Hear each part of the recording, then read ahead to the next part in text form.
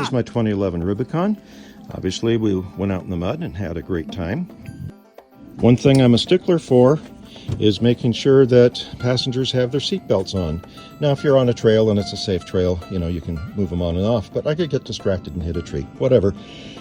I have 98,000 miles in this 2011, and even though the latch fit in there, the sensor stopped recognizing the latch.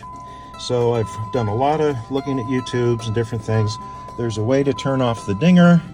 Actually, if you put up with the dinger for a little bit, the dinger quits on its own, but the light would stay on, the seatbelt light. So people kept talking about finding the seatbelt sensor and putting the two wires together. So it took me some looking, but here, this is toward the passenger side. Obviously, this is toward the outside. This is the driver's seat.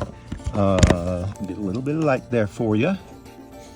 I put a paper clip between the two probes here, and the light goes off and there's no chime.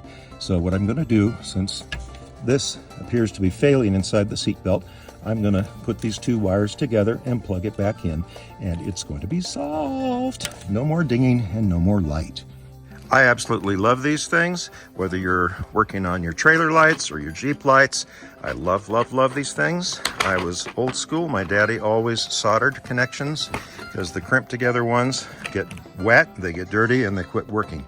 But these things are a combination of shrink tube and low melt solder inside there. So I'm going to put the wires together with that. These two wires go toward the seat buckle, and this goes, obviously plugs in. Let's get these soldered together.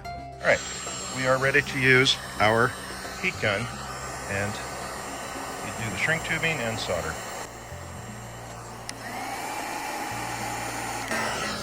This is small wire. I wouldn't leave it on the hottest setting. You can melt the insulation on the wire pretty easy. Now you're going to see that solder in there start to melt and imbue itself into the two sets of wires.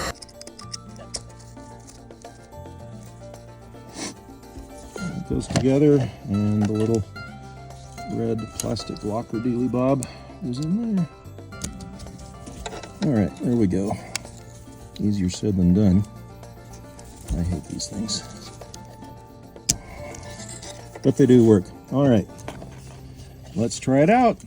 Now, I ended up taking my seats off because I just couldn't get underneath it. Just put a little extra bite on there to finish off the tightening.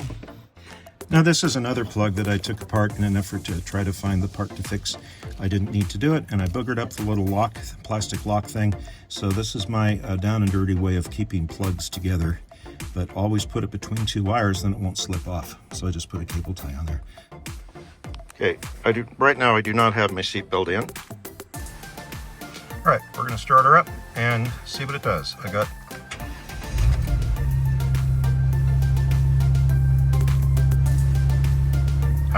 no chimes and no seatbelt lights.